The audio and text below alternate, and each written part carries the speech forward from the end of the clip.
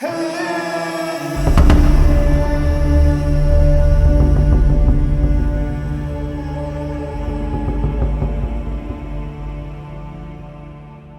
let's kick things off. Today we're doing a deep dive into a really significant text. It's called A Sociedade que não precisa de donos. Which translates to the society that needs no owners. Exactly. And it's essentially, well, it's presenting a blueprint, isn't it? An architectural redesign for civilization, aiming for a post-petroleum future that actually works. That's right, it's ambitious stuff. Very. Yeah. So our mission here is to unpack the framework they lay out just in the introduction. And it's not just about identifying problems, right? It's about seeing if there's a viable path to, well, prosperity. Prosperity within planetary limits. That's the crucial constraint they keep coming back to. And avoiding collapse, which seems like a pretty high bar. Mm-hmm. And they start by setting the stakes extremely high. The core premise is that we're not just facing one crisis, but four massive, potentially civilization-ending events all converging. Simultaneously. Right now. They frame it as a kind of systemic collision course. Okay, let's unpack that collision then, because that's fundamental to everything else. Four interlocking crises. We all get the climate emergency. That's front and center. But what are the other three they see failing at the same time? Well, the second one they identify is the structural failure of capitalism itself. Okay.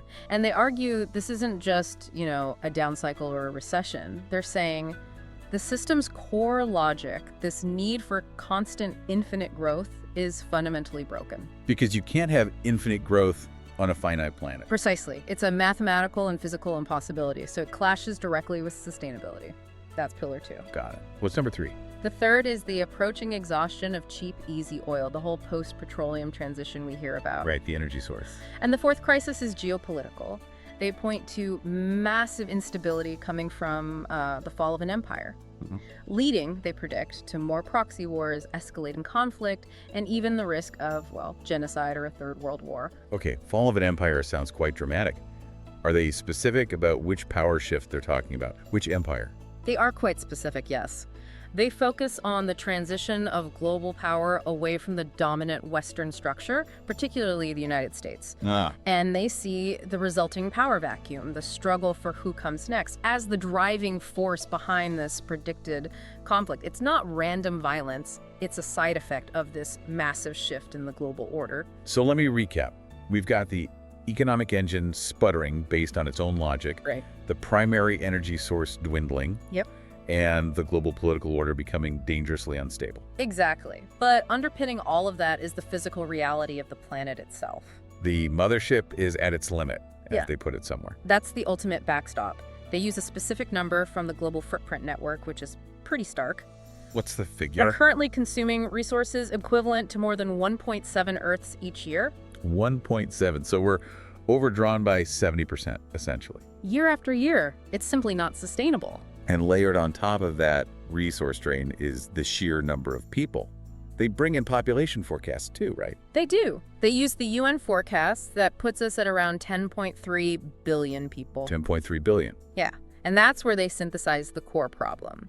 You take the climate emergency, you add that 1.7 planet consumption rate, and you factor in a population heading towards 10 billion. And the system breaks. The planet just loses its capacity to support human life as we know it.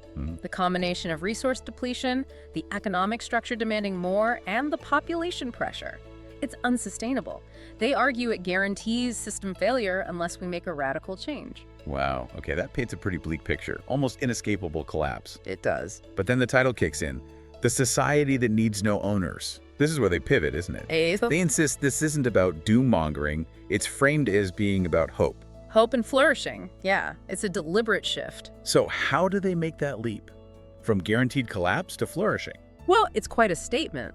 They claim we actually possess everything we need right now, the technology, the intelligence, the potential to trigger a massive disruption. A disruption powerful enough to steer us off that collision course entirely. Exactly. Divert us onto a completely different path. And the goal they set out is, well, it's huge. Building the most prosperous, free, and inclusive society in history. It's incredibly ambitious. And here's where I always get a bit wary. They claim this can be done while staying within those planetary limits. within the 1.0 Earth budget, basically. Yes, that's non-negotiable for them. And they also suggest the sacrifices needed will be, and I quote loosely here, minor compared to collapse. That feels optimistic, maybe even utopian. How can the changes be minor if the problems are so huge? That's a fair question. I think when they say minor, it's explicitly relative to total civilizational collapse. Okay, so minor compared to the apocalypse. Right. They definitely anticipate fundamental shifts in lifestyle.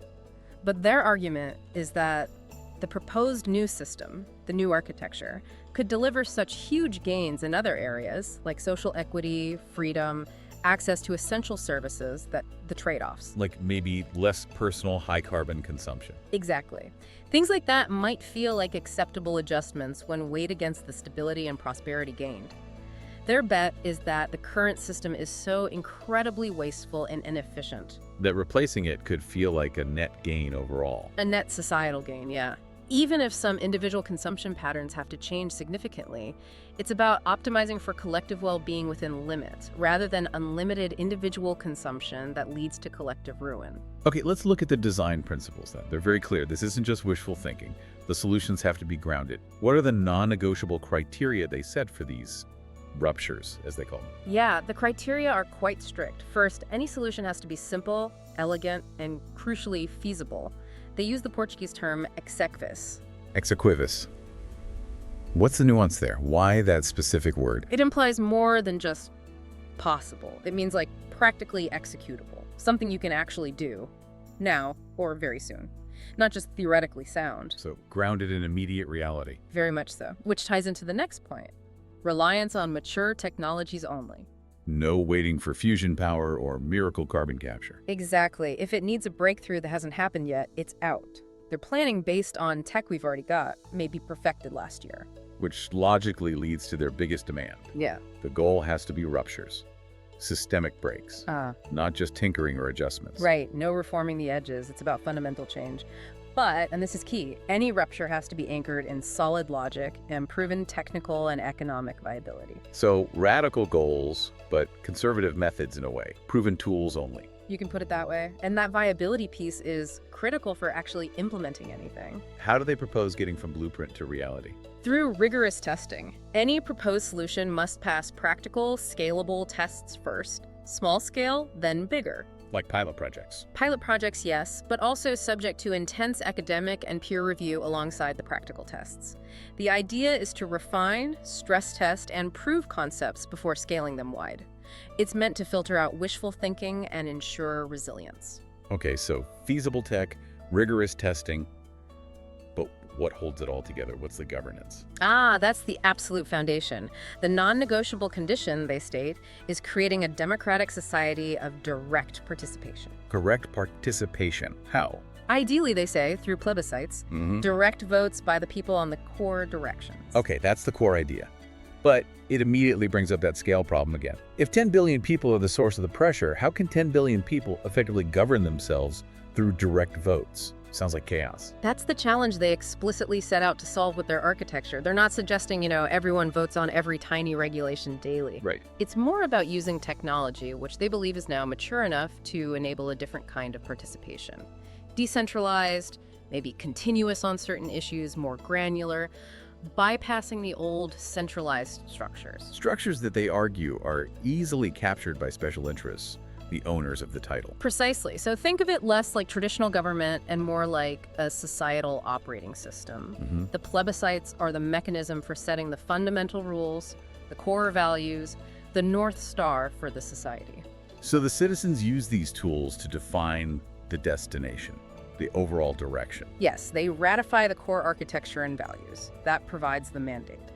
Then, specialized bodies, presumably operating within those democratically set bounds, handle the complex day-to-day implementation using the most efficient, technically sound methods. It's about defining the process for making decisions, as much as the decisions themselves. Exactly. The role of the framework's architects, as they see it, isn't to dictate the future. It's to build the platform, create the conditions, provide the tools. So that society can decide its own course, democratically and effectively, even at scale. Correct. They're designing the decision-making architecture itself. Which puts the power and the responsibility squarely back on the citizens. And this connects to their call to action in the text, right? They invite engagement. Absolutely. They explicitly ask the reader, you, the citizen, to engage critically, question everything, challenge the ideas, refine them. Because designing this society that needs no owners can't be a top-down exercise. It has to be collective. It must be, they argue, built from the ground up through that process of critique and refinement. So it's a very structured approach they're laying out. Very methodological. Yeah. Step 1, diagnose the root causes those 4 converging crises. Step 2, define the guiding values, the north. Step 3, then propose concrete solutions that fit the criteria. It's an investigation into the architecture of society and decision-making itself. Before they even get to solving specific problems like climate change directly, they focus on how we will decide to solve them. Okay, which brings us back to that foundational piece. Direct democratic participation, likely enabled by technology, maybe through plebiscites. If that's the non-negotiable starting point for this new architecture, here's something to think about. Which of those 4 huge structural problems we talked about, climate, capitalism's failure, oil depletion, or geopolitical conflict, which one becomes the most, let's say, tractable target for an initial major rupture? A rupture designed using mature tech and needing to be ratified and driven by that kind of direct democratic mandate. Where could you realistically start? That's a fascinating question to ponder. Where does that kind of democratic energy and technological potential find its first, most impactful application for systemic change? Something for you, the listener, to consider as we wrap up this initial dive.